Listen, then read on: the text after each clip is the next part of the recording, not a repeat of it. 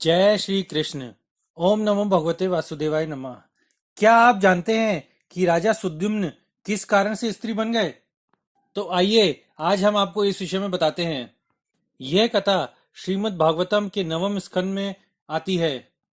महाराज परीक्षित की इच्छा अनुसार श्री सुखदेव गोस्वामी ने वैवस्वत मनु के वंश के विषय में बतलाया। पूर्व में वैवस्वत मनु संतानहीन थे, किंतु वशिष्ठ मुनि की कृपा से उन्हें मित्र तथा वरुण को प्रसन्न करने के लिए एक यज्ञ किया।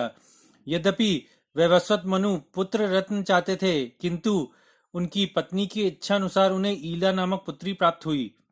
अतएव मनु पुत्री प्राप्ति से संतुष्ट नहीं थे।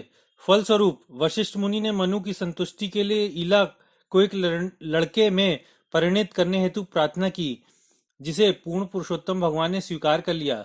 अतः ईला एक सुंदर युवक बन गई, जिसका नाम सुद्युम्न रखा गया।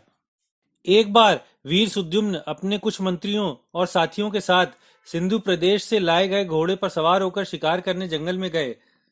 वहां उत्तर में मेरु पर्वत की तलहटी में सुकुमार नामक एक वन है, जहां शिव सदैव उमा के साथ आनंद विहार करते हैं। सुद्युम्न उस वन में प्रविष्ट हुए।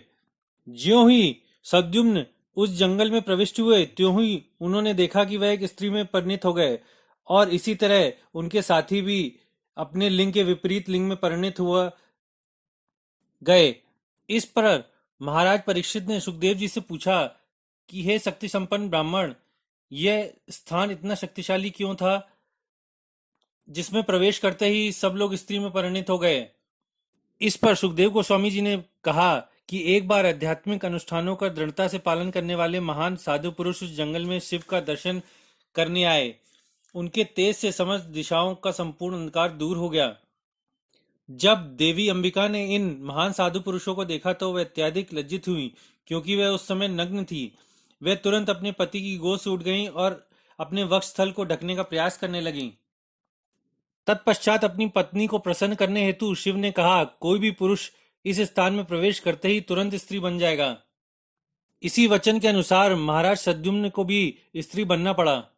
महाराज सुद्युम्न ने इस प्रकार स्त्रीत्व प्राप्त करके अपने कुलगुरु वशिष्ठ का स्मरण किया। सुद्युम्न की इस स्थिति को देखकर वशिष्ठ अत्यधिक दुखी हुए। उन्होंने सुद्युम्न को उसका पुरुषत्व वापस दिलाने की इच्छा से फिर से शिव की पूजा प्रारंभ कर दी।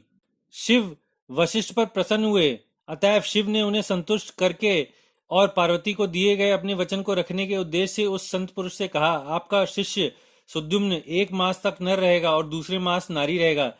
इस प्रकार वह इच्छा अनुसार जगत पर शासन कर सकेगा। इस प्रकार गुरु की कृपा पाकर शिव के वचनों के अनुसार सुद्युम्न को प्रत्येक दूसरे मास में उसका इच्छित पुरुषत्व फिर से प्राप्त हो जाता था, और इस प्रकार उसने राज्य पर शासन चलाया। आशा करते हैं कि यह प्रसंग आपको अच्छा लगा होगा। कृपया लाइक, शेयर और सब्सक्राइब करना ना भूलें। जय श्री कृष्ण।